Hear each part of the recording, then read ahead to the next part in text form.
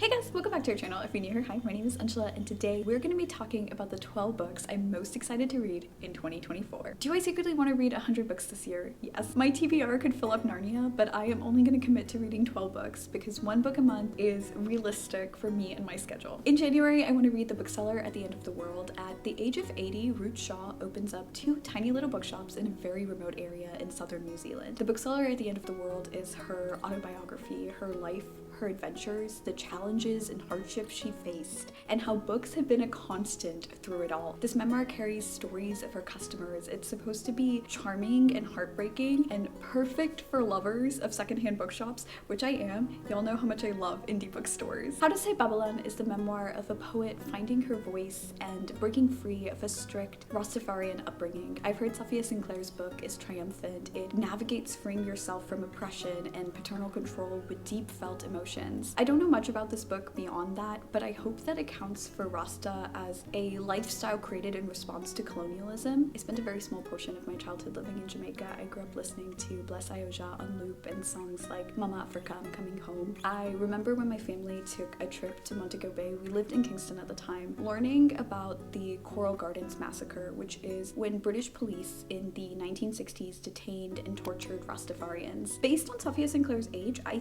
think her father might have been growing up during that time, and I wonder how being oppressed also led to his fears and repression of others, and how Safia Sinclair built the strength and bravery to stand up for herself in the face of complex dysfunction and liberate herself from a life of expected obedience and submission. One of my favorite sci-fi books of 2023 was A Psalm for the Wild Belt by Becky Chambers. A Prayer for the Crown Shy is the sequel, picking up right at the end of the first book. Dex, a tea monk, and Moscap, a robot, return to Penga, a utopian-ish moon world, and visit villages and cities. They road trip and deepen their friendship. This is a tiny novella that continues to thematically explore the question, does having more matter in a world where people already have what they want? And I hope A Prayer for the Crown Shy is as gentle and quiet and comforting as A Psalm for the Wild Belt. In April, I want to bring in the spring spirit with Bicycling with Butterflies, Sara Dykman's account of her journey traveling for 9 months on a makeshift bicycle with migrating butterflies. Her adventure took her 10,000 miles and across 3 countries. Dykman is the first person to cycle alongside monarchs, and her memoir is meant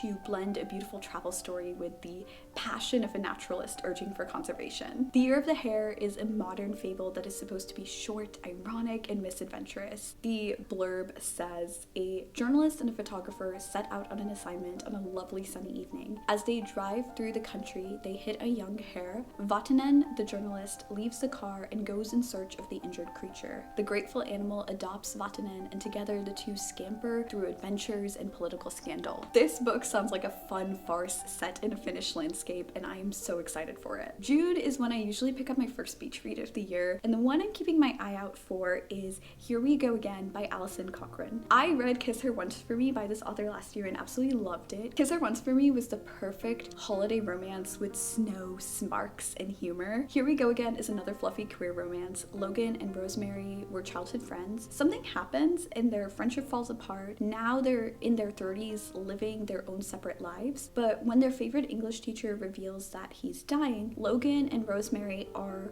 compelled to go on one last summer road trip together with their teacher from Washington State to Maine. Here We Go Again sounds like a rompy road trip rom-com with a bit of heart. Haramasi is an anthology meant to address the lack of diversity in UK publishing. This is a collection of essays and contributions by 12 Middle Eastern and South Asian artists, journalists, and novelists. The works are about identity, visibility, and connections. According to the blurb, the title Haramasi is an amalgamation of the Arabic word haram, meaning indecent or forbidden, and the English word pharmacy, implying safe, trustworthy space that prescribes the antidote to ailments caused by intersectional social issues. I have not heard anyone talk about this book anywhere. I think it has less than a dozen reviews on Goodreads, but I am really looking forward to reading a crowd-funded collection that uplifts Southwest Asian and North African writers stories and spotlights their experiences. I also want to read Black Cake this year. I have heard nothing but overwhelming positivity in regards to Charmaine Wilkerson's bestseller. Every creator I watch who has read Black Cake has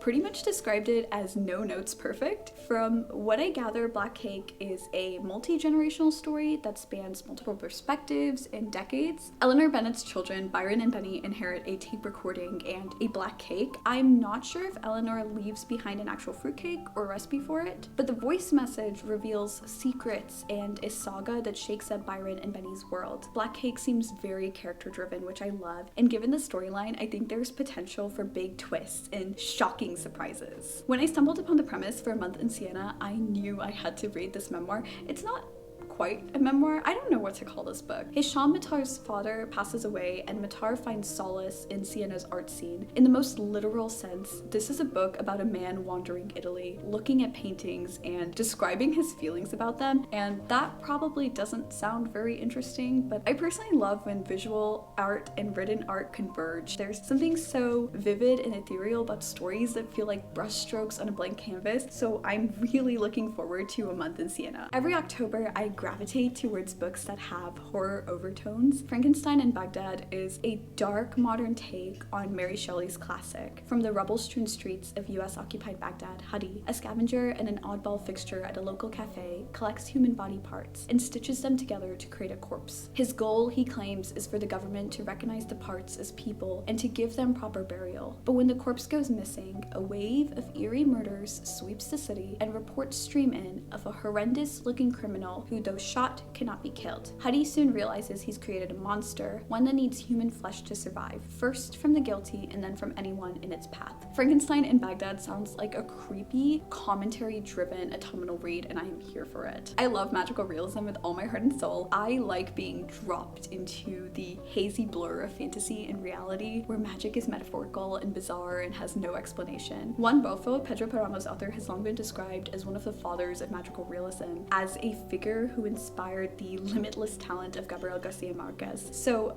of course, I want to read this. Pedro Peramo is a Mexican classic that follows Juan Preciado as he journeys to Comala in search of his father. Comala is a ghost town and the landscape for a ghost story. I've heard this book is eccentric. I have a feeling that Pedro Peramo is going to be one of those novels where I just stare at a wall and wonder, what did I even read? I'm probably gonna fall in love with this book slowly over time as I revisit it in my head. That's my relationship with most weird magical realism books. When I read the blurb for Two Sherpas, I instantly knew that I wanted to add this book to my yearly TBR. A British climber has fallen from a cliffside in Nepal and lies inert on a ledge below. Two Sherpas kneel at the edge, stand, exchange the odd word, waiting for him to move, to make a decision to descend. In those minutes, the world opens up to Kathmandu, a sun-bleached beach town on another continent, and the pages of Julius Caesar. Mountaineering, colonialism, obligation. In Sebastián, Martínez, Daniell's effortless prose, each breath is crystalline and the whole world is visible from here. Two Sherpas sounds like an odd, feverish, plotless novella, which is my favorite type of lit book. I love when books meander and meditate and aim towards a message while feeling aimless, and Two Sherpas seems like just that. Those are a dozen of the books I'm looking forward to reading in 2024. I have so many more books that I want to read this year, but this